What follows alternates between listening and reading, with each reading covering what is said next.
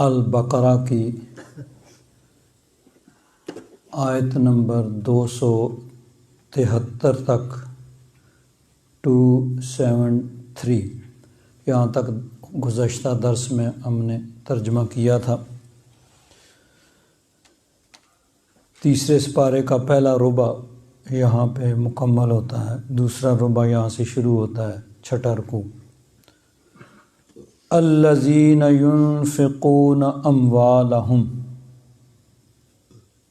وہ لوگ جو اپنے مال خرچ کرتے ہیں، باللیل والنہار، رات کو اور دن کو، سرا و علانیتاً، پوشیدہ اور ظاہر، فلہم اجرہم عند ربہم،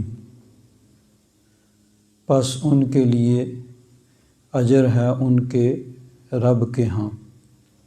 ولا خوف علیہم ولا ہم یحزنون، نہ ان پر کوئی خوف ہوگا نہ وہ غمگین ہوں گے۔ اب یہاں کون مراد ہے؟ سبھی لوگ خرچ کرتے ہیں، رات کو ضرورت پڑے تو رات کو خرچ کرتے ہیں، دن کو ضرورت پڑے تو دن کو خرچ کرتے ہیں، تنہائی میں خرچ کرنے کی ضرورت پڑے تو تنہائی میں خرچ کرتے ہیں، لوگوں کے سامنے ضرورت پڑے تو وہاں خرچ کرتے ہیں۔ تو یہاں مراد الذین ينفقون اموالہم فی سبیل اللہ، اللہ کی راہ میں جو خرچ کرتے ہیں، چاہے وہ رات کو خرچ کریں، دن کو خرچ کریں، اور پوشیدہ خرچ کریں، اعلانیہ خرچ کریں، ان کے لیے بہرحال رب ذوالجلال کی بارگاہ میں اجر ہے، اور ان پر کوئی خوف نہیں ہوگا نہ وہ غمگین ہوں گے۔ پیچھے جو دو رکوع ہیں ان میں صدقہ و خیرات، نفلی اور جو واجب صدقات ہیں ان کے بارے میں تفصیل سے احکام ارشاد ہوئے اور ان کی فضیلت بیان ہوئی۔ تو اب یہ اس کا تتمہ ہے، اس کا مکمل کرنے والی آخری آیت اس سلسلہ میں، کہ جو لوگ اللہ تبارک و تعالیٰ کی بارگاہ میں خرچ کرتے ہیں جیسے ضرورت پڑے، یعنی جس جگہ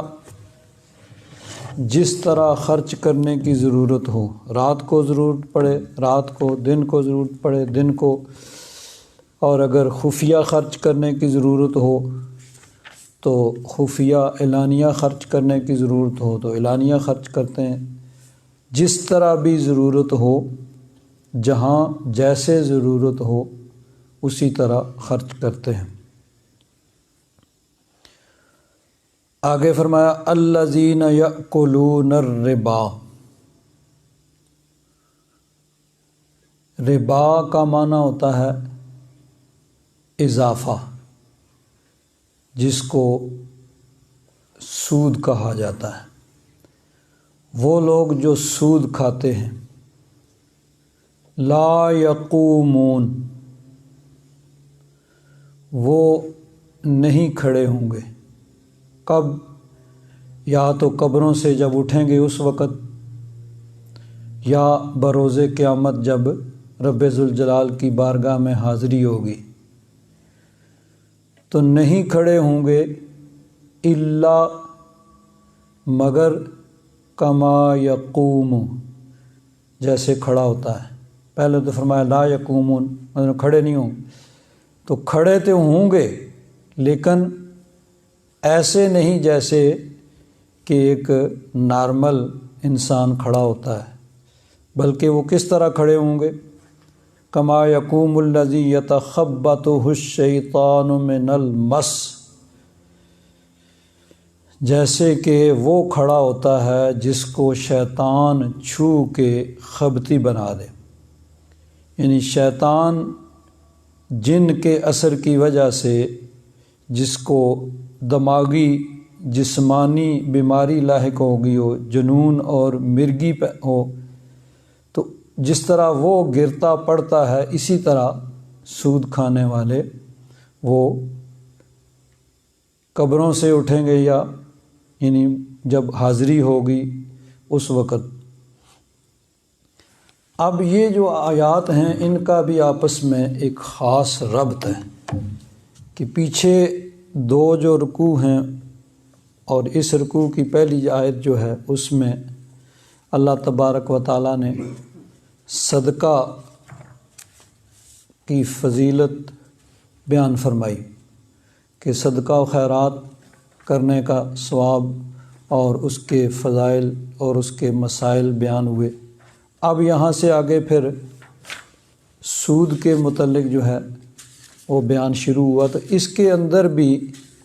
ایک خاص ربط ہے۔ تو حضرت علامہ غلام رسول سعیدی صاحب تبیان القرآن کے اندر اس چیز کو بیان فرماتے ہیں اس سے پہلی آیتوں میں اللہ تبارک و تعالیٰ نے اپنی راہ میں صدقہ دینے کا ذکر کیا۔ اب ان آیتوں میں سود کو حرام کرنے کا ذکر فرمایا۔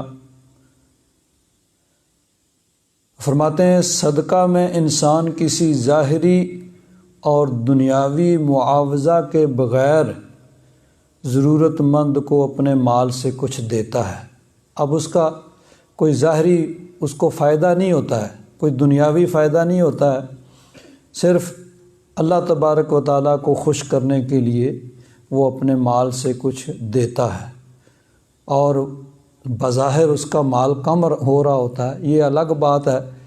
کہ اس کی برکت ہوتی ہے، اور نبی کریم صلی اللہ علیہ وسلم نے قسم کھا کے ارشاد فرمایا کہ صدقے سے مال کم نہیں ہوتا، لیکن ظاہر بھی نگاہوں سے اگر دیکھا جائے تو مال کم ہو جاتا ہے۔ اگر کسی کے پاس 1000 ہے، 100 اس نے دے دیا، 900 اس کے پاس رہ گیا، تو اب وہ بغیر کسی دنیاوی معاوضہ کے اور بغیر کسی ظاہری فائدے کے وہ کسی ضرورت مند کو اپنا مال دے رہا ہوتا ہے، اور بظاہر اس کا مال کم ہو رہا ہوتا ہے۔ جبکہ سود میں کیا ہوتا ہے، اس کی جو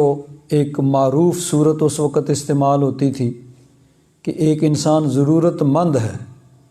ضرورت مند کو قرض دے کر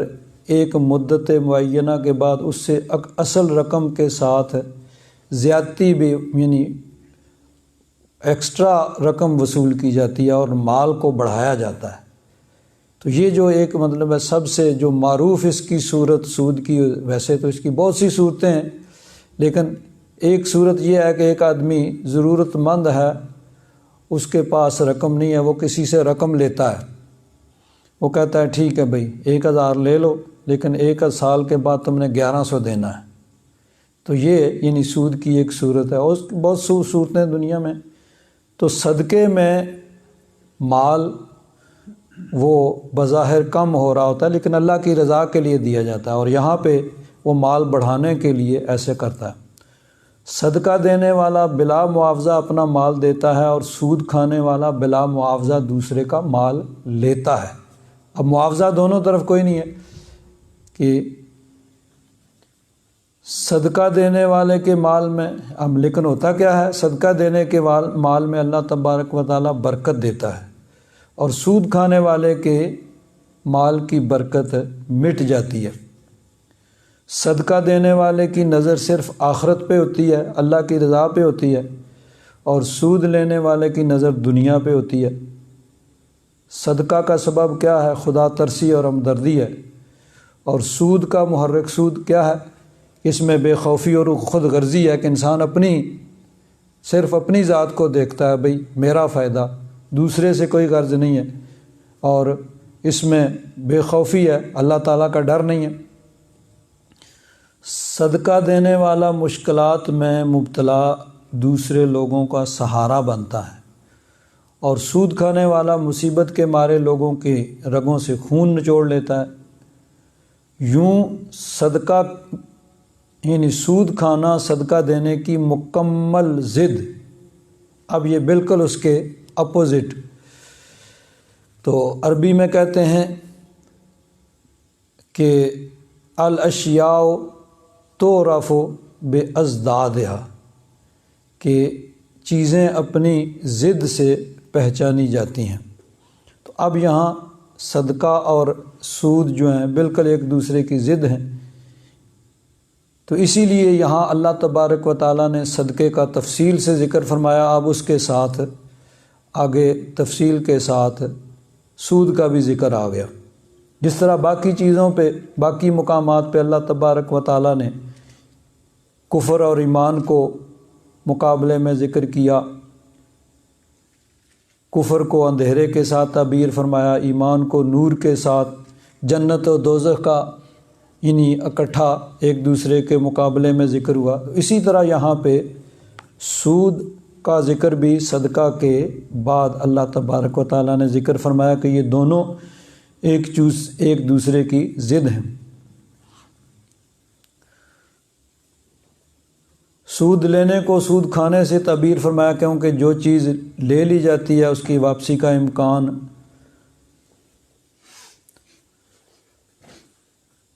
یعنی اگر کوئی چیز لی ہے تو اس کا امکان واپسی کا ہوتا ہے، لیکن جو چیز کھا لی جائے اب اس کی واپسی کا امکان نہیں رہتا۔ تو سود لینے والے کو سود خور اسی لیے کہا جاتا ہے۔ اب اس کی حرمت کو اللہ تبارک و تعالیٰ نے قرآن پاک کے اندر بیان فرمایا، اور اس کا آغاز یہاں پہ کیسے ہوا کہ الذین یأکلون الربا، وہ جو ربا کھاتے ہیں، سود کھاتے ہیں، لا یقومون، وہ اپنی قبروں سے نہیں اٹھیں گے، الا کما یقوم الذی یتخبطہ الشیطان من المس، یعنی قبروں سے تو سب نے اٹھنا ہے، لیکن وہ سود کھانے والے وہ عام لوگوں کی طرح نہیں بلکہ اس کی طرح اٹھیں گے کہ جس کو شیطان نے چھو کے، جن نے جس کو یعنی دماغی اور جسمانی طور پر ایسا کر دیا ہے کہ وہ اٹھتا ہے، گرتا ہے، اس طرح وہ اٹھیں گے۔ احادیث مبارکہ میں کئی احادیث ہیں جن کے اندر اس چیز کی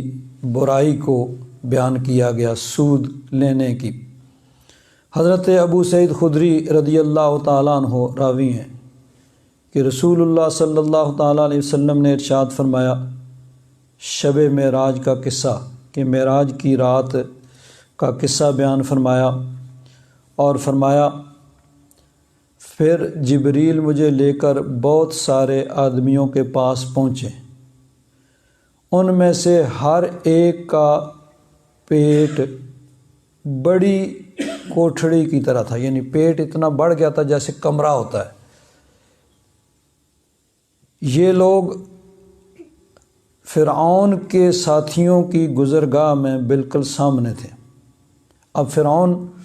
جو ہیں، فرعون والے، فرعون کے ساتھی، ان کے متعلق قرآن پاک میں اللہ تبارک و تعالیٰ نے قرآن پاک کے کئی مقامات پہ فرعون کا ذکر ہوا۔ تو 24ویں سپارے میں بھی، سورہ المومن میں بھی تفصیل کے ساتھ اس کا ذکر ہوا۔ تو ارشاد فرمایا، النار یعرضون علیہا غدوا وعشیا، فرعون اور فرعونیوں کو صبح شام آگ پر پیش کیا جاتا ہے، جہنم پر پیش کیا جاتا ہے۔ وَيَوْمَ تَقُومُ السَّاعَةُ أَدْخِلُوا آلَ فِرْعَوْنَ أَشَدَّ الْعَذَابِ، اور قیامت کے دن پھر حکم ہوگا کہ آل فرعون یعنی فرعون اور اس کے ساتھیوں کو سخت عذاب کے اندر لے جاؤ، داخل کرو۔ تو اب یہ صبح شام جو فرعون والے، فرعون کے ساتھی، فرعون اور اس کے ہمراہی جو ہیں وہ پیش کیے جاتے ہیں۔ حدیث پاک میں ہے کہ وہ ان کی گزرگاہ، جہاں سے وہ گزرتے تھے، وہاں پہ وہ لوگ پڑے ہوئے ہیں اور بڑے بڑے ان کے پیٹ ہیں۔ جب اتنا بڑا کمرے جتنا پیٹ ہو تو وہ انسان اٹھے گا کیسے؟ تو وہ جو فرعونی ہیں وہ بڑکائے ہوئے اونٹوں کی طرح جو اندھا دھند پتھروں اور درختوں کو رونتے چلے جاتے ہیں، نہ سنتے ہیں نہ سمجھتے ہیں، سامنے سے وہ دوڑے آ رہے تھے۔ جب یہ لوگ جن کے بڑے بڑے پیٹ تھے یہ پڑے ہوئے تھے، انہوں نے ان کی آہٹ محسوس ہوئی تو وہ کھڑے ہونے لگے کہ ہم رستے سے ہٹ جائیں۔ یہ بھاگے آ رہے ہیں جیسے کہ وہ بھڑکائے ہوئے اونٹ آ رہے ہیں، آگے کچھ نہیں دیکھتے، جو چیز آ رہی ہے اس کو کچل رہے ہیں۔ تو وہ اٹھنے کی کوشش کرتے ہیں لیکن ان کے پیٹ ان کو وہ اٹھنے نہیں دیتے، پھر وہ گڑ جاتے ہیں۔ جو بھی ان سے اٹھنے کی کوشش کرتا ہے وہ اٹھ نہیں سکتا، غرض وہ وہاں سے رستے سے ہٹ نہ سکے۔ فرعونی آ پہنچے اور آتے جاتے ان کو وہ رونتے رہے۔ تو فرمایا ان پر یہ عذاب برزخ میں دنیا و آخرت کے درمیان ہو رہا ہے، یعنی عالم برزخ میں۔ نبی کریم صلی اللہ علیہ وسلم نے فرمایا فرعونی کہہ رہے تھے الہی کبھی قیامت برپا نہ کرنا، کیونکہ وہ پتہ ان کو قیامت کے دن اس سے بھی سخت عذاب ان کو ہوگا۔ تو نبی کریم صلی اللہ علیہ وسلم فرماتے ہیں کہ میں نے پوچھا کہ اے جبریل یہ کون لوگ ہیں کہ یہ جو فرعونیوں کی گزرگاہ میں پڑے ہوئے ہیں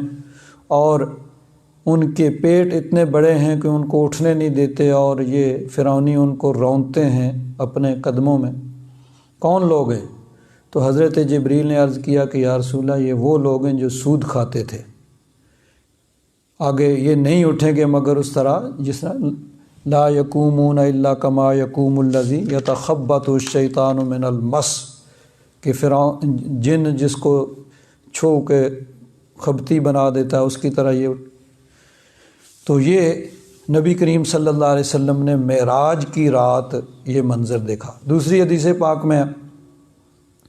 حضرت ابو ہریرہ رضی اللہ تعالیٰ عنہ فرماتے ہیں کہ رسول اللہ صلی اللہ تعالیٰ علیہ وسلم نے ارشاد فرمایا، یہ بھی معراج کی رات کا واقعہ حضور نے بیان فرمایا۔ شب معراج حضور جب معراج پہ تشریف لے گئے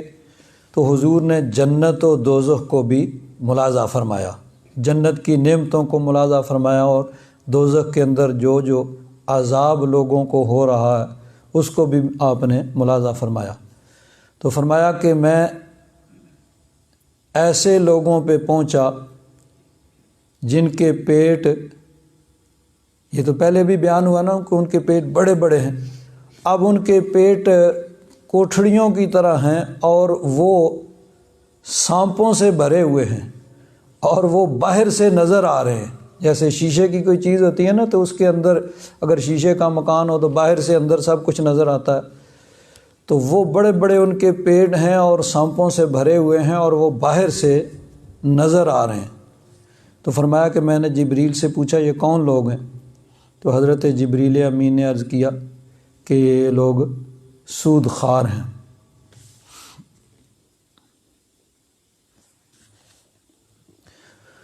تو اور بھی کئی احادیث ہیں جن کے اندر نبی کریم صلی اللہ علیہ وسلم نے سود کی مذمت کو بیان فرمایا۔ تو ارشاد فرمایا الذین یأکلون الربا، وہ جو سود کھاتے ہیں، لا یقومون، وہ قبروں سے نہیں اٹھیں گے، الا کما یقوم الذی یتخبط الشیطان من المس، مگر اس کی طرح کہ جس کو شیطان نے چھو کے خبتی بنا دیا ہے اس کی طرح وہ گرتے پڑتے اٹھیں گے۔ اور بھی کئی احادیث مبارکہ ہیں جن کے اندر نبی کریم صلی اللہ علیہ وسلم نے اس چیز کی یعنی سود اس کی مذمت کو بیان فرمایا۔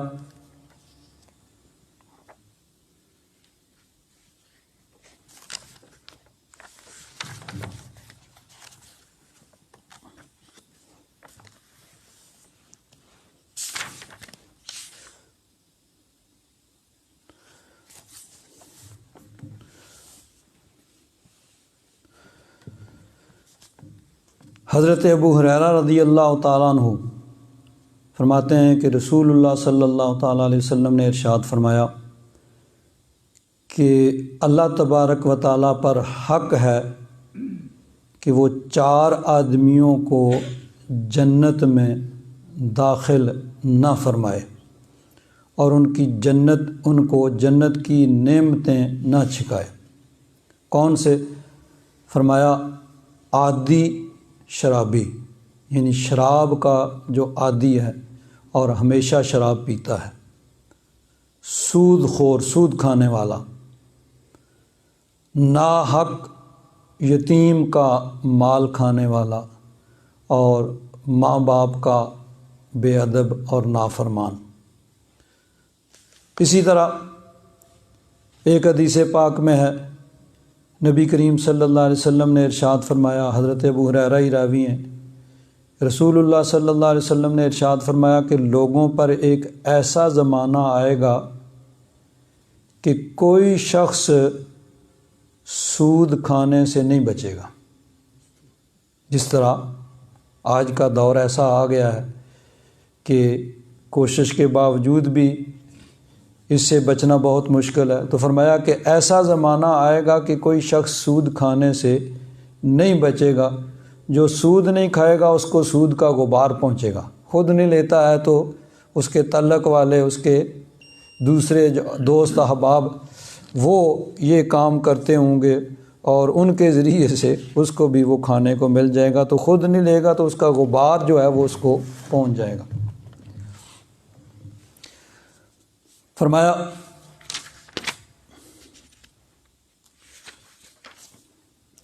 ذالک بأنہم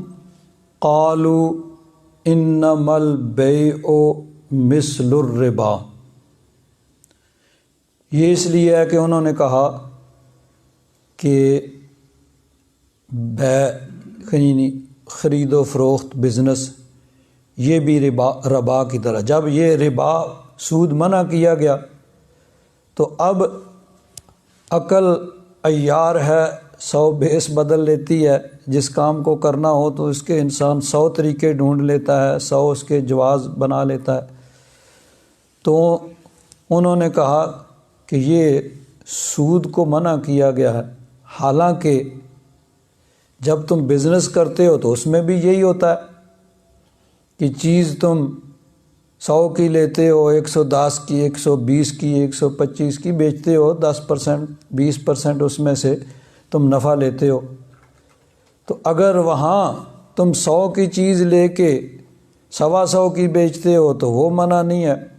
اور ہم کسی کو 100 دے کے 125 سال کے بعد لیں تو اس کو تم کہتے ہو یہ منع ہے۔ تم ابھی ادھر سے خریدتے ہو 100 کی، ادھر 125 کی ادھر بیچ دیتے ہو تو وہ منع نہیں ہے، اور ہم 100 کسی کو دیں اور سال کے بعد کہیں بھائی تم نے 125 دینا ہے تو کہتے ہو منع۔ تو اس طرح یعنی وہ عقلی طور پر اس کو کہا کہ جی تم بھی یہ کرتے ہو اور ہم بھی کرتے ہیں اور ہم منع تم، حالانکہ ویسے تو عقلی طور پر بھی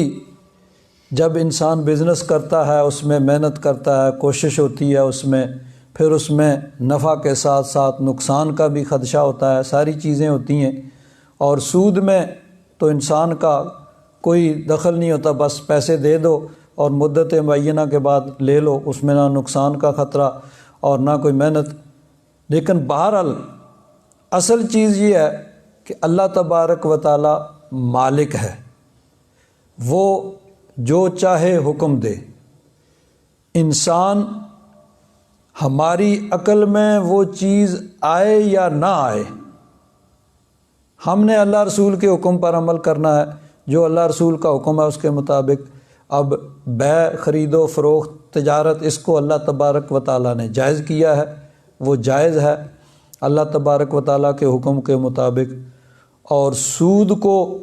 اللہ تبارک و تعالیٰ نے منع فرمایا ہے تو سود منع ہے۔ تو اصل چیز یہی ہے کہ رب ذوالجلال مالک ہے، وہ جو چاہے حکم دے، اب اس میں کسی کو دم مارنے کی مجال نہیں ہے کہ وہ اس میں کسی قسم کی کوئی اپنی عقل سے کہے کہ یہ ایسے، یعنی عقل کے گھوڑے دوڑا کے اللہ تبارک و تعالیٰ کے حکم کے اندر اس کے یعنی اس کو غلط کرنے کی کوشش کرنا، یعنی یہ پہلے لوگوں کا بھی طریقہ تھا، اور آج بھی جو لوگ یعنی سود کو جائز قرار دینے کی یا مختلف اقسام اس کی جائز قرار دیتے ہیں، ان کے بھی اسی طرح کے دلائل ہوتے ہیں کہ اس زمانے میں چونکہ سود جو ہے وہ یہ ہوتا تھا کہ لوگ کسی کو 100 دیتے تھے، اور ذاتی ضروریات کے لیے نہیں ذاتی ضروریات کے لیے ہوتا تھا، اور وہ بزنس کے لیے نہیں ہوتا ہے۔ حضرت پیر کرم شاہ صاحب رحمۃ اللہ تعالیٰ علیہ نے بھی تفصیل کے ساتھ اس پر بحث کی ہے، اور یہ ثابت کیا ہے کہ یہ صورتیں اس زمانے میں بھی تھیں، اور ان تمام صورتوں کو اللہ تبارک و تعالیٰ نے منع فرمایا۔ اب یہ چیز جو ہے کہ نفع اور نقصان کا معیار یہ اللہ تبارک و تعالیٰ کا حکم ہے۔ اللہ تبارک و تعالیٰ نے بیع کو، خرید و فروخت کو جائز قرار دیا، وہ جائز ہو گئی۔ سود کو اللہ تبارک و تعالیٰ نے منع فرمایا تو وہ منع ہو گیا۔ اب ہر چیز ضروری نہیں کہ اس میں انسان صرف دنیا کا فائدہ دیکھے، بلکہ دنیا کے ساتھ ساتھ مسلمان ہونے کے ناطے انسان کو اپنا آخرت کا فائدہ اس کو بھی دیکھنا چاہیے۔ اب صرف اگر دنیا کو دیکھا جائے تو اب ہم قربانی کرتے ہیں، اس میں جانور کو ذبح کیا جاتا ہے، تو بعض لوگ کہتے ہیں بھئی نہیں، اس کی کیا ضرورت ہے، یہاں سب لوگ گوشت کھاتے ہیں تو کیا ضرورت ہے قربانی کرنے کی؟ نہیں، اللہ تبارک و تعالیٰ کا حکم ہے، اس کے مطابق ہم نے کرنا ہے۔ اسی طرح حج پہ جانا ہے تو حج کا اتنا خرچہ ہے، تو لوگ کہتے ہیں بھئی نماز پڑھنی ہے، نماز یہیں پہ پڑھ لو، وہاں جا کے کوئی مطلب ہے کہ ایسی چیز تو ہے نہیں۔ تو اب یہ صرف عقل سے نہیں، یہ اللہ رسول کے حکم جو ہے اس کے مطابق اتنا خرچہ جو کیا جاتا ہے، انسان اپنا گھر بار کاروبار سب کو چھوڑ کے جاتا ہے، اتنی تکلیفیں اٹھاتا ہے، تو عبادت کرنی ہے تو عبادت کسی بھی جگہ کی جا سکتی ہے، لیکن نہیں، وہ عبادت وہیں پہ ہوگی اور اسی طریقے سے ہوگی جس طرح اللہ تبارک و تعالیٰ کا حکم ہے۔ تو یہ اللہ تبارک و تعالیٰ نے بیع کو جائز قرار دیا، وہ جائز ہو گئی، اور سود کو اللہ تبارک و تعالیٰ نے منع فرمایا تو وہ یعنی منع ہو گیا۔ تو یہ چیز جو آج اگر اس طرح کے دلائل پیش کیے جائیں تو اس زمانے میں بھی ایسے ہی ہوتا تھا کہ ذالک بانہم قالوا انما البیع مثل الربا، کہ یہ جو ان کی سزا ہوگی نا، لا یقومون الا کما یقوم الذی یتخبط الشیطان من المس، یہ اس کی ایک وجہ یہ بھی ہے کہ وہ کہتے ہیں کہ بیع بھی سود کی طرح ہے کہ اس میں بھی انسان اضافہ لیتا ہے۔ وَأَحَلَّ اللَّهُ الْبَيْعَ وَحَرَّمَ الرِّبَا، اصل چیز یہ ہے، عقلی دلائل ایک طرف کہ اللہ تبارک و تعالیٰ مالک ہے، وہ جو چاہے حکم دے، اس نے بیع کو جائز قرار دیا ہے، اور سود کو اللہ تبارک و تعالیٰ نے منع فرمایا ہے۔ تو جو چیز اللہ تبارک و تعالیٰ نے جائز قرار دی ہے وہ جائز ہو گئی، اور جس چیز کو اللہ تبارک و تعالیٰ نے منع فرمایا وہ منع ہو گئی۔ تو اصل چیز رب ذوالجلال کا حکم ہے کہ جو اس کا حکم ہے اس کے مطابق ہمیں سر تسلیم خم کرنا پڑے گا۔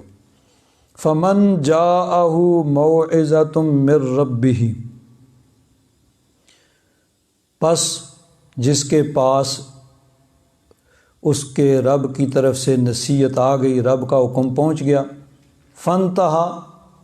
پس وہ رک گیا، فلہ ما سلف، تو اس کے لیے ہے جو پہلے گزر چکا، یعنی سود کی حرمت سے پہلے اگر اس نے کچھ لیا ہے تو جب سود کا حکم آ گیا اور اللہ تعالیٰ نے منع فرما دیا، وہ رک گیا، تو پہلے سے جو کچھ ہو چکا، جو کاروبار سودی کیا تھا، اس کے بارے میں اس سے باز پرس نہیں ہوگی۔ وَأَمْرُهُ إِلَى اللَّهِ، اس کا معاملہ اللہ تبارک و تعالیٰ کے سپرد۔ وَمَنْ عَادَ، اور جس نے پھر یہ کام کیا، یعنی حرمت کا حکم آنے کے بعد پھر دوبارہ ایسا کیا، فَأُولَٰئِكَ أَصْحَابُ النَّارِ، تو یہی لوگ جہنمی ہیں، ہم فیہا خالدون، اس میں ہمیشہ ہمیشہ رہیں گے۔ اب اس کے بارے میں بعض علماء نے یہ فرمایا ہے کہ سود کی حرمت جو ہے یہ بھی تدریجن ہوئی ہے، یعنی آہستہ آہستہ اور سٹیپ بائی سٹیپ ہوئی ہے، یکدم سود کو منع نہیں کیا گیا۔ جس طرح شراب جو ہے، شراب عرب کے اندر عام پی جاتی تھی، تو یکدم اس کو منع نہیں کیا گیا، بلکہ تدریجن آہستہ آہستہ سٹیپ بائی سٹیپ اس کو منع کیا گیا۔ اسی طرح سود کا بھی چونکہ عام کاروبار ہوتا تھا عرب کے اندر، تو اس کو بھی یکدم نہیں منع کیا گیا، بلکہ اس کو بھی تدریجاً آہستہ آہستہ پہلے ذہن سازی کی گئی، پھر اس کو منع کیا گیا۔ چنانچہ یہ علامہ غلام رسول سعیدی صاحب نے تبیان القرآن کے اندر اس کی بحث کی ہے، تو فرماتے ہیں کہ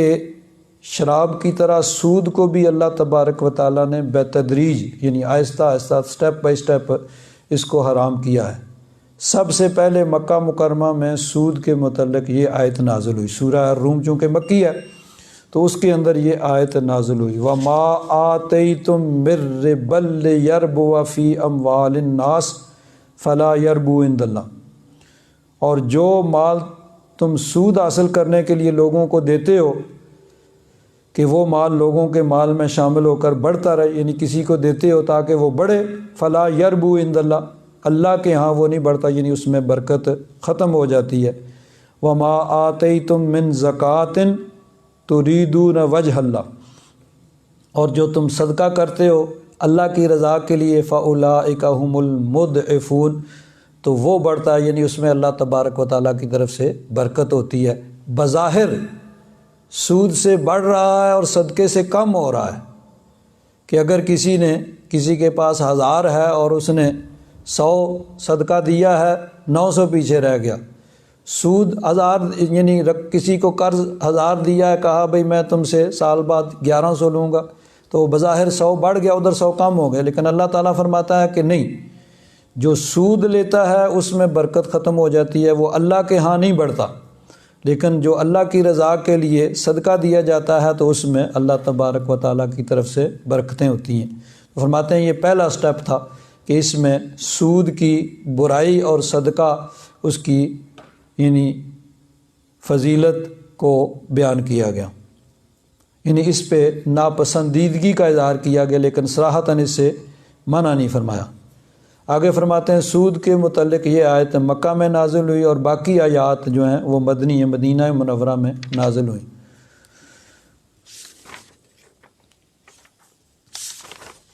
دوسری آیت جو سود کے متعلق نازل ہوئی، اللہ تبارک و تعالیٰ نے یہود کے ظلم کی وجہ سے یہ فرمایا کہ ان کے ظلم کی وجہ سے ہم نے ان پر کچھ چیزیں جو پہلے ان پر حلال تھیں ان کو ان پر حرام کر دیا۔ تو فرمایا وَأَخْذِهِمُ الرِّبَا، ان کی جو نافرمانیاں تھیں ان میں سے کیا تھا؟ ایک یہ کہ وہ سود لیتے تھے، وَقَدْ نُهُوا عَنْهُ، حالانکہ وہ اس سے منع کیے گئے تھے، وَأَكْلِهِمْ أَمْوَالَ النَّاسِ بِالْبَاطِلِ، اور ناجائز ناحق طریقے سے وہ لوگوں کے مال کھاتے تھے، اس وجہ سے ان کو سزا یہ ملی کہ کچھ جائز چیزیں ان پر حرام کر دی گئیں۔ تو اس آیت میں بھی مسلمانوں کو سودی کاروبار سے صراحتاً منع نہیں فرمایا گیا، صرف یہ اشارہ ہے کہ یہود پر اس وجہ سے عتاب ہوا، ان کو سزا ملی کہ انہوں نے سود کا کاروبار کیا۔ پھر ارشاد فرمایا یا ایھا الذین آمنوا لا تاکلوا الربا اضعافا مضاعفۃ، تو دگنا چوگنا سود نہ کھاؤ۔ تو علامہ فرماتے ہیں کہ اس آیت میں بھی مطلقاً سود سے منع نہیں فرمایا گیا، بلکہ سود در سود سے منع فرمایا۔ اب اس کے بعد پھر اس رکوع کے اندر جو 2 آیات ہیں وہ نازل ہوئیں، وَأَحَلَّ اللَّهُ الْبَيْعَ وَحَرَّمَ الرِّبَا، سود کی برائی بیان کرنے کے بعد فرمایا کہ اللہ تعالیٰ نے بیع کو حلال کیا ہے اور سود کو حرام کیا ہے۔ اور دوسری آیت جو ہے وہ آگے اس کے آ رہی ہے کہ یا ایھا الذین آمنوا اتقوا اللہ وذروا ما بقی من الربا ان کنتم مؤمنین، اللہ سے ڈرو اور جو سود یعنی اب بھی تمہارا کسی کے ذمہ واجب الادا ہے، اب اس کی یعنی جب حرمت نازل ہو گئی ہے تو اب اس کو بھی چھوڑ دو۔ تو اس میں صراحتاً پھر منع کر دیا گیا۔ تو یہ تدریجاً اس کو سود کو منع کیا گیا۔ آگے فرمایا یمحق اللہ الربا، اللہ تبارک و تعالی سود کو ہلاک کرتا ہے، یعنی اس مال میں سے برکت ختم ہو جاتی ہے۔ وَيُرْبِي الصَّدَقَاتِ، اور صدقات اس میں برکت دیتا ہے، اس میں بڑھاتا ہے کہ جو سود کھاتا ہے یعنی سود لیتا ہے اس کے مال سے برکت ختم ہو جاتی ہے، اور جو صدقہ کرتا ہے اس میں اللہ تبارک و تعالی برکتیں نازل فرماتا ہے۔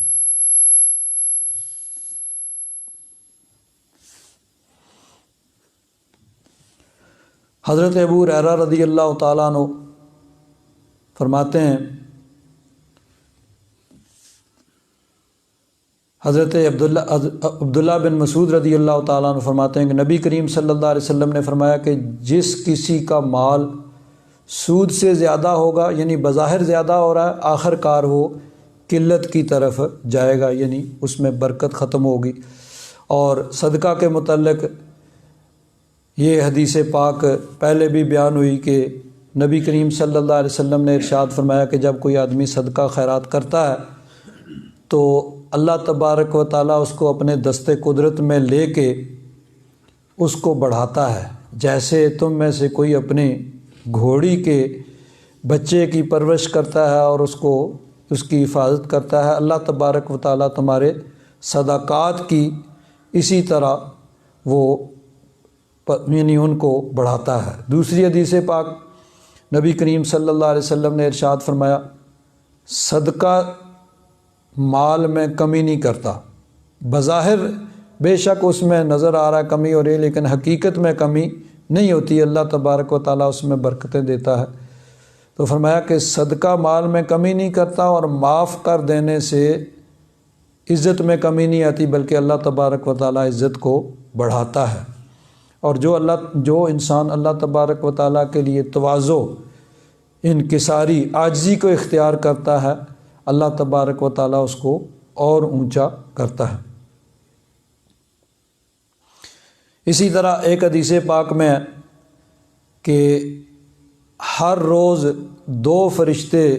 اللہ تبارک و تعالیٰ کی طرف سے نازل ہوتے ہیں۔ ایک کہتا ہے کہ یا رب ذوالجلال، جو تیری راہ میں خیرات کرتا ہے اس کو اس کا عوض عطا فرما، اس کے مال میں برکتیں عطا فرما۔ اور دوسرا یہ کہتا ہے کہ جو کنجوسی بخل سے کام لیتا ہے اس کے مال کو ہلاک کر۔ تو فرمایا کہ یمحق اللہ الربا، اللہ تبارک و تعالی ربا یعنی سود والی رقم کو ہلاک کرتا ہے، ویربی الصدقات، اور صدقات دینے والے ان کو برکتیں عطا فرماتا ہے۔ واللہ لا يحب كل کفار اثیم، بے شک اللہ تبارک و تعالی ہر نافرمان گناہ گار کو پسند نہیں فرماتا۔ ان الذین آمنوا وعملوا الصالحات، وہ جو ایمان لائے اور انہوں نے نیک اعمال کیے، واقاموا الصلاۃ، نماز قائم کی، وآتوا الزکاۃ،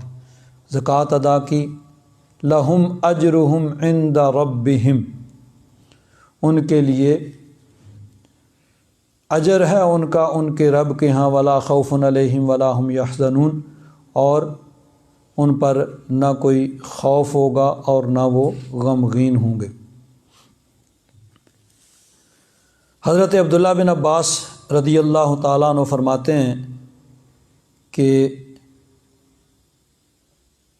چونکہ پہلے دور جاہلیت میں سود کا عام کاروبار تھا اور لوگ سود کے کاروبار کرتے تھے، یعنی منع نہیں تھا، تو جو بھی جس کے پاس بھی رقم ہوتی تھی وہ یعنی اکثر و بیشتر لوگ سود کا کاروبار کرتے تھے کہ ایک ایسا کی چیز ہے کہ جس میں رسک نہیں ہے، کاروبار کریں تو اس میں محنت ہے اور کوشش کرنی پڑتی ہے، اور اس کے بعد بھی پھر رسک ہے، ہو سکتا ہے فائدہ ہو سکتا ہے نقصان ہو جائے، اور یہ چونکہ اس میں کسی قسم کا خطرہ اور رسک نہیں تھا تو عام طور پر مالدار لوگ یہی کام کرتے تھے سود کا۔ تو فرماتے ہیں کہ حضرت عبداللہ بن عباس کہ اسلام سے پہلے عمر بن عوف ثقفی کے قبیلہ والے مغیرہ بن عبداللہ بن عمیر کے خاندان کو سودی قرض دیا کرتے تھے۔ جب رسول اللہ صلی اللہ علیہ وسلم کو اللہ تبارک و تعالیٰ نے مکہ کی فتح عنایت فرمائی اور آپ نے فتح مکہ کے دن تمام سود کو ساقط کر دیا، تو اب کچھ لوگ جو تھے، اس کے بعد حضور نبی کریم صلی اللہ علیہ وسلم نے حضرت عتاب بن اسید کو مکہ کا آپ نے گورنر یا وہاں کا امیر حاکم مقرر کیا۔ حضور خود تو مدینہ منورہ تشریف لے آئے اور حضرت عتاب بن اسید کو مکہ کا آپ نے حاکم مقرر کیا تھا۔ تو اب وہ لوگ حضرت عتاب بن اسید کے پاس آئے اور انہوں نے کہا کہ اللہ تبارک و تعالیٰ نے سب لوگوں سے سود کو ساقط فرما دیا اور یقیناً ہم ہی ایسے بد نصیب ہیں کہ ہم پر سود قائم ہے۔ یعنی کچھ لوگ جو تھے وہ کہتے تھے کہ جی تم ادا کرو، یعنی پہلے سے جو ان کا طے شدہ تھا۔ تو حضرت عتاب بن اسید نے یہ واقعہ نبی کریم صلی اللہ علیہ وسلم میں کی حضور کے بارگاہ میں لکھ کر بھیجا، بھائی کچھ لوگ ایسے ہیں جو کہتے ہیں کہ چونکہ پہلے ہمارا تحریری معاہدہ ہے تو ہم لیں گے، وہ بعد والے اب اس کے بعد کوئی ایسا کاروبار نہیں کریں گے، تو جو پہلے سے طے شدہ ہے وہ ہم لیں گے۔ تو جو لوگ متاثرہ فریق تھا انہوں نے کہا بھئی باقی سب سے تو معاف ہو گیا اور ہم سے اس کا مطالبہ کیا جاتا ہے۔ تو فرماتے ہیں پھر یہ آگے والی آیات وہ نازل ہوئیں۔ اللہ تعالیٰ نے ارشاد فرمایا یا ایھا الذین آمنوا اتقوا اللہ، اے ایمان والو اللہ سے ڈرو، وذروا ما بقی من الربا، اور چھوڑ دو جو بچ گیا ہے سود سے، ان کنتم مومنین، اگر تم مومن ہو۔ یعنی حرمت کے نازل ہونے سے پہلے وہ جو لے لیا تھا اس کا تو فرمایا کہ فَلَهُ مَا سَلَف، کہ جب حکم آ گیا فَمَنْ جَاءَهُ مَوْعِظَةٌ مِّن رَّبِّهِ فَانْتَهَىٰ، تو جب حکم نازل ہونے کے بعد جو رک گیا فَلَهُ مَا سَلَف، پہلے جو لے چکا اس کے بارے میں اس سے پوچھ گچھ نہیں ہوگی، وَأَمْرُهُ إِلَى اللَّهِ۔ لیکن اب اگر وہ وہاں فرمایا تھا وہ من عادہ، جو اس کے بعد دوبارہ ایسا کاروبار کرے گا سود کا، اس کی سزا بیان فاولئک اصحاب النار هم فیہا خالدون۔ اب یہاں یہ ہے کہ جو پہلے سے طے شدہ ہے لیکن حکم نازل ہونے کے بعد اس کو بھی نہیں لینا، کچھ لوگوں نے لینے کی کوشش کی، تو اللہ تبارک و تعالیٰ نے فرمایا وَذَرُوا مَا بَقِیَ مِنَ الرِّبَا، جس طرح شراب جو ہے وہ پہلے پی جاتی تھی لیکن جیسے ہی حکم نازل ہوا اب منع کر دی گئی، بھی اب نہ اس کو بیچنا ہے نہ خریدنا ہے، نہ جو گھر میں رکھی ہے وہ بھی سب کی سب ضائع کر دی گئی کہ مدینہ شریف کی گلیوں کے اندر وہ بہہ رہی تھی۔ اسی طرح جب سود کا قطعی حکم نازل ہو گیا تو اب جو پہلے سے ایگریمنٹ جو معاہدے ہوئے ہیں ان میں بھی صرف اپنی جو اصل زر ہے وہ لینی ہے۔ تو فرمایا وَذَرُوا مَا بَقِیَ مِنَ الرِّبَا، جو سود سے باقی ہے اس کو چھوڑ دو، ان کنتم مومنین، اگر تم سچے ہو۔ صلح حدیبیہ، فتح مکہ کے موقع پہ، بلکہ حجۃ الوداع کے موقع پہ جب نبی کریم صلی اللہ علیہ وسلم تشریف لائے حج ادا کرنے کے لیے، تو اس موقع پر بھی نبی کریم صلی اللہ علیہ وسلم نے باقی تمام احکام کے ساتھ ساتھ اس چیز کو بھی بیان فرمایا، اور سب سے پہلے جو ہے حضرت عباس اپنے چچا، فرمایا ان کا جتنا سود ہے وہ ختم، وہ معاف کیا، اپنے گھر سے اس چیز کا آغاز کیا کہ وہ بھی پہلے زمانہ جاہلیت میں یہ کاروبار کرتے تھے، تو فرمایا ان کا سود جن جن کے ذمہ واجب الادا ہے وہ سب کا سب ختم، صرف اصل زر ان کے ذمہ واجب کرنا ضروری ہے۔ تو اللہ تعالیٰ نے فرمایا یا ایھا الذین آمنوا اتقوا اللہ، اے ایمان والو اللہ سے ڈرو، وذروا ما بقی من الربا ان کنتم مومنین، اور سود میں سے جو باقی ہے اس کو چھوڑ دو اگر تم مومن ہو۔ آگے فرمایا فَإِن لَّمْ تَفْعَلُوا، اگر ایسے نہیں کرو گے کہ جب اللہ تبارک و تعالیٰ نے سود کی حرمت نازل فرمائی اور اتنی اتنا کرم فرمایا کہ اس سے پہلے جو کاروبار تم نے کیا جو لے چکے وہ بھی معاف ہیں کہ فمن جاءہ موعظۃ من ربہ فانتہی فلہ ما سلف وامرہ الی اللہ، کہ اس سے پہلے جو کاروبار کیا اور جو لے چکے وہ معاف، اور جو اب باقی ہے یعنی طے ہے لیکن ابھی لیا نہیں ہے اس سے رکو۔ اور فرمایا کہ اگر اب بھی تم سودی کاروبار کرو گے اور جو پہلے سے طے نہیں لیا ہے اب لوگے، فَإِن لَمْ تَفْعَلُوا، اگر ایسے نہیں کرو گے، رب کے حکم پر عمل نہیں کرو گے، فَأْذَنُوا بِحَرْبٍ مِّنَ اللَّهِ وَرَسُولِهِ، تو پھر اللہ تبارک و تعالی اور اس کے رسول سے لڑائی کے لیے تیار ہو جاؤ۔ اللہ تبارک و تعالی اعلان جنگ فرماتا ہے کہ اب بھی جو حرمت نازل ہونے کے بعد پھر سودی کاروبار کرے گا، فَإِن لَمْ تَفْعَلُوا فَأْذَنُوا بِحَرْبٍ مِّنَ اللَّهِ وَرَسُولِهِ۔ ایک حدیث پاک میں آتا ہے، حضرت عبداللہ بن عباس رضی اللہ تعالیٰ عنہ فرماتے ہیں کہ بروز قیامت اللہ تبارک و تعالیٰ کی طرف سے سود خوار کو حکم ہوگا کہ لڑائی کے لیے اپنے ہتھیار تیار کر لے بھائی، یعنی اللہ تبارک و تعالیٰ نے جو قرآن پاک میں حکم نازل فرمایا ہے تو اس کو حکم ہوگا اب اللہ تبارک و تعالیٰ سے۔ اور پھر دنیا میں تو ایسے بھی بدبخت گزرے ہیں کہ نمرود نے بہت بڑا ایک محل تعمیر کیا تھا کہ میں اس کے اوپر چڑھ کے جا کے ابراہیم کے خدا کو دیکھوں گا، اس سے لڑوں گا، ایسے بدبخت بھی ہوئے ہیں۔ لیکن بروز قیامت تو سب کا تکبر اور غرور خاک میں مل چکا ہوگا، تو اس وقت اللہ تبارک و تعالیٰ کی طرف سے حکم ہوگا کہ اب تم اپنے لڑائی کے ہتھیار تیار کر لو۔ تو فرمایا فَإِن لَمْ تَفْعَلُوا، اگر تم اب بھی حکم نازل ہونے کے بعد بھی سود سے نہیں رکو گے، فَأْذَنُوا بِحَرْبٍ مِّنَ اللَّهِ وَرَسُولِهِ، تو اللہ رسول سے لڑائی کے لیے تیار ہو جاؤ۔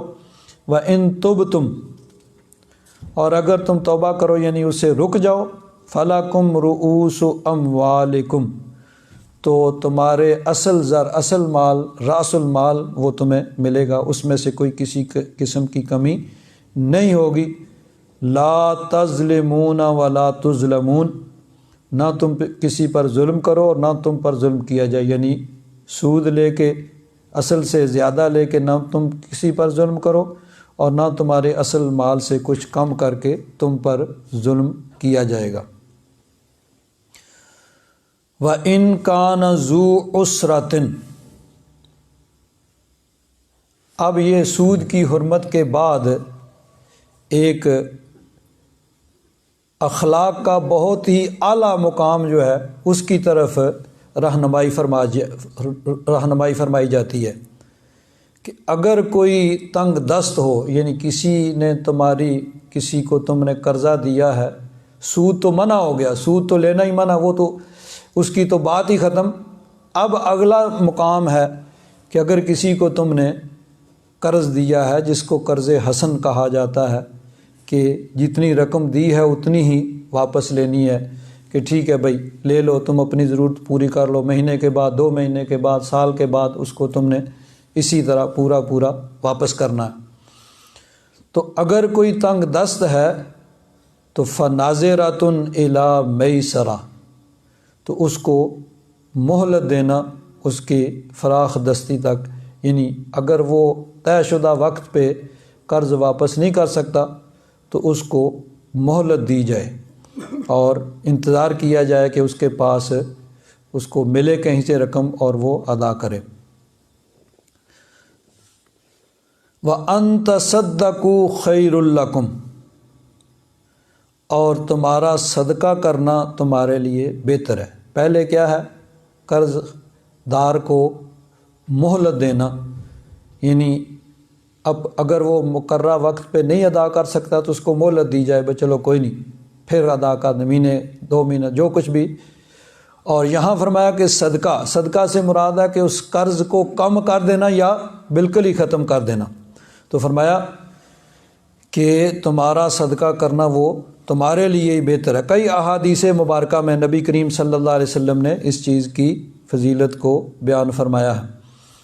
حضرت عمران بن حسین رضی اللہ تعالیٰ عنہ فرماتے ہیں کہ نبی کریم صلی اللہ علیہ وسلم کا ارشاد گرامی ہے، جس کسی مسلمان کے قرض کی ادائیگی کا وقت آ جائے اور وہ یعنی قرض خواہ قرض دار کو مہلت دے دے تو ہر دن کے عوض اس کو ایک صدقہ ہوگا، یعنی صدقے کا ثواب اس کو ملے گا۔ رقم تو اس کی محفوظ ہے، اس نے لینی ہے، صرف مہلت دی ہے تو اس مہلت کی وجہ سے اس کو یعنی صدقے کا ثواب ملے گا۔ حضرت ابو ہریرہ رضی اللہ تعالیٰ عنہ فرماتے ہیں کہ میں نے نبی کریم صلی اللہ علیہ وسلم سے یہ سنا کہ نبی کریم صلی اللہ علیہ وسلم نے ارشاد فرمایا کہ قیامت کے دن جس شخص پر سب سے پہلے اللہ تبارک و تعالیٰ کا سایہ ہوگا وہ شخص وہ ہوگا جس نے کسی تنگ دست کو قرض کی ادائیگی میں مہلت دی، یعنی وقت آ گیا جو وقت مقرر کیا تھا اور اس پہ وہ ادا نہیں کر سکا، اس کو اس نے مہلت دی اور اپنا مطالبہ یعنی یا تو مہلت دی یا اپنا مطالبہ بالکل معاف کر دیا اور کہہ دیا ہو کہ میں نے اپنا حق اللہ تبارک و تعالیٰ کے واسطے اس کے یعنی اللہ کی رضا کے لیے تمہیں سبک دوش کرتا ہوں، اور پہلے کی تحریر جو تھی اس کو جلا دیا۔ تو یعنی جس نے مہلت دی یا اپنا قرض معاف کر دیا، اللہ تبارک و تعالیٰ ارشاد فرمایا کہ سب سے پہلے اس کو بروز قیامت سائے کے نیچے اس کو جگہ عطا فرمائے گا۔ دوسری حدیث پاک میں ہے کہ جو قرض دار سے قرض کو دور کرے گا یا مٹا دے گا قیامت کے دن وہ عرش کے سایہ میں ہوگا۔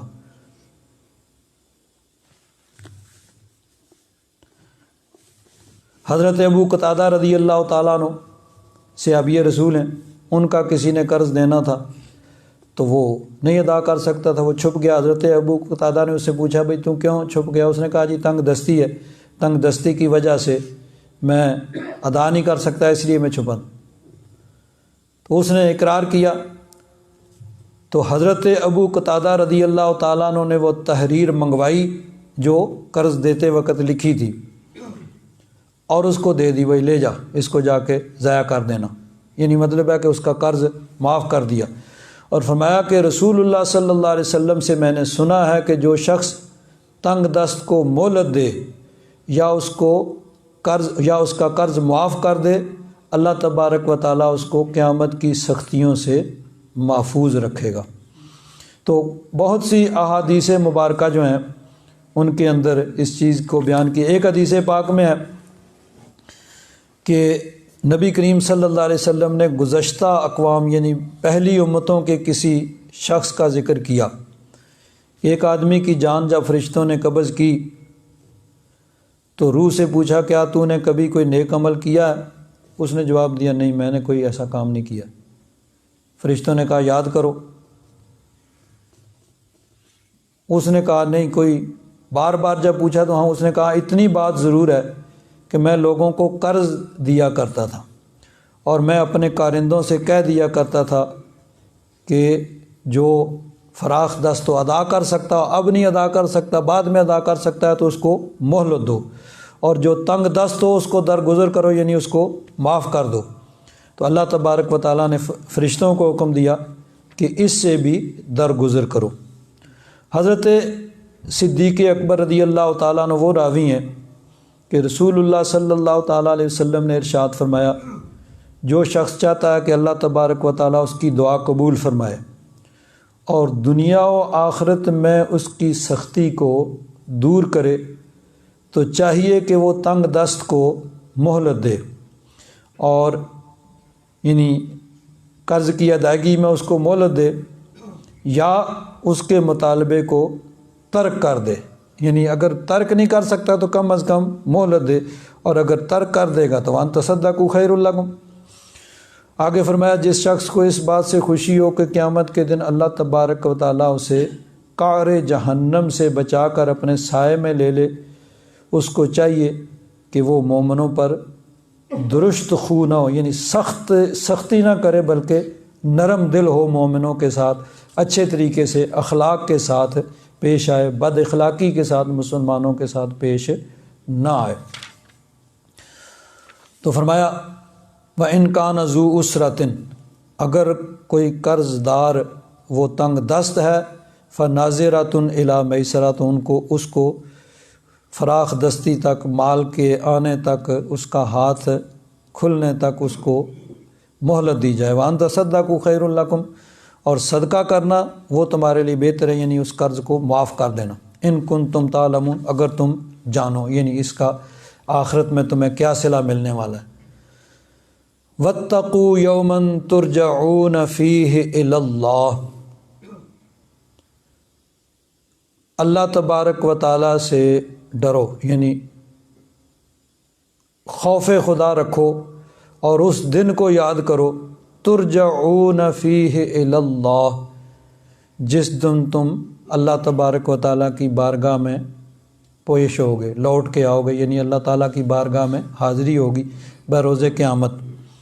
ثم توفی کل نفس ما کسبت، پھر ہر جان کو پورا پورا دیا جائے گا جو کچھ اس نے کمایا، وہم لا یظلمون، اور ان پر ظلم نہیں ہوگا۔ تو بروز قیامت اللہ تعالیٰ کی بارگاہ میں حاضری ہوگی اور وہاں پہ اللہ تبارک و تعالیٰ کی طرف سے عدل و انصاف ہوگا، ظلم نہیں ہوگا۔ تو یہاں ظلم کی نفی ہے، یعنی کسی پر ظلم نہیں ہوگا۔ ظلم کیا ہے کہ کسی نے جرم کم کیا اور اس کو سزا زیادہ دے دی جائے، تو جرم جتنا جرم ہوگا اتنی ہی سزا ہوگی۔ لیکن یہ جو ہے کہ عدل کیا جانا اور ظلم نہ ہونا، یہ کفار کے لیے ہوگا، مومنوں کے لیے نہیں۔ مومنوں کے لیے کیا ہوگا؟ مومنوں پر اللہ تبارک و تعالیٰ کا فضل ہوگا، کرم ہوگا، وہاں عدل نہیں بلکہ فضل ہوگا۔ تو اسی لیے وہ جو سرکار میاں صاحب نے کہا ہے نا کہ عدل کریں تا تھر تھر کمبن اونچیاں شانہ والے، فضل کریں تا بخشے جاون میں جے منہ کالے، تو جے میں دیکھاں عملاں والے کچھ نہیں میرے پلے، تو جے دیکھاں تیری رحمت والے بھلے بھلے بھلے۔ تو وہاں اللہ تبارک و تعالیٰ کا حضور کے غلاموں پر، مومنوں پر اپنا کرم ہوگا، فضل ہوگا۔ یہ جو ہے نا ظلم نہیں ہوگا، عدل و انصاف ہوگا۔ یہ کافروں کے لیے ہے کہ ان کے جرم سے زیادہ ان کو سزا نہیں ملے گی۔ اللہ تبارک و تعالیٰ مومنوں پر اپنا فضل اور کرم فرمائے گا۔ تو یہ جو دو آخری آیات ہیں، اس میں اب صدقے کا تفصیل سے بیان فرمایا، پھر اس کے بعد سود کی حرمت تفصیل سے بیان فرمائی، تو آخر میں اخلاق کے اعلیٰ مقام کو بیان فرمایا، اور ساتھ یہ بھی بتا دیا کہ یہ دنیا ہی سب کچھ نہیں ہے کہ انسان دنیا کی خاطر آخرت کو تباہ کرے۔ اس دن کو ہمیشہ ہمیشہ یاد رکھو جب اللہ تعالیٰ کی بارگاہ میں پیش ہونا ہے، اور پھر وہاں پہ سب کچھ جو کچھ دنیا میں کیا ہے وہ سب کچھ سامنے بھی آ جائے گا، اور وہاں پھر یعنی کسی کے جرم سے زیادہ نہیں بلکہ عدل و انصاف کے ساتھ سارا کچھ ہوگا۔ اللہ تبارک و تعالیٰ اپنے خاص بندوں پر اپنا فضل و کرم فرمائے گا۔ اس آیت کے بارے میں مفسرین کرام نے لکھا ہے کہ یہ جو آیت ہے وَاتَّقُوا يَوْمًا تُرْجَعُونَ فِيهِ إِلَى اللَّهِ ثُمَّ تُوَفَّى كُلُّ نَفْسٍ مَا كَسَبَتْ وَهُمْ لَا يُظْلَمُونَ، آخری آیت جو ہے یہ نازل ہونے والی آخری آیت ہے کہ سب سے آخر میں یہ آیت جو ہے وہ نازل ہوئی۔ بعض روایات میں جس طرح آتا ہے کہ الیوم اکملت لکم دینکم واتممت علیکم نعمتی، وہ آخری آیت ہے۔ تو اس کے بارے میں مفسرین کرام نے لکھا کہ وہ احکام کے بارے میں آخری آیت ہے، کہ اس وقت جتنے بھی حرام حلال کے احکام ہیں اس پہ مکمل ہو گئے۔ اس کے بعد احکام کے بارے میں کوئی آیت نازل نہیں ہوئی، اور وہ یعنی حجۃ الوداع کے موقع پہ نازل ہوئی تھی، اور وہ یعنی 9 اور 10 ذی الحجہ تھا، ذی الحجہ کا مہینہ گزرا، اس کے بعد محرم، صفر اور ربیع الاول شریف کے ابتدائی ایام میں حضور کا وصال ہوا۔ تو اس کے بعد کچھ آیات نازل ہوئیں لیکن اس میں احکام کی یعنی حلال حرام وغیرہ کی نہیں تھی. تو یہ آخری آیت ہے. اس کے بارے میں چند روایات ہیں. کچھ نے کہا کہ 21 روز حضور کے وصال سے پہلے، کچھ نے کہا کہ 7 دن پہلے، اور بعض نے کہا کہ کچھ ساعتیں یعنی کچھ گھڑیاں پہلے حضور کے وصال سے یہ آیت نازل ہوئی. یعنی آخری آیت جو قرآن پاک کی نازل ہوئی اس میں یہ بتایا کہ یہ دنیا ہی سب کچھ نہیں ہے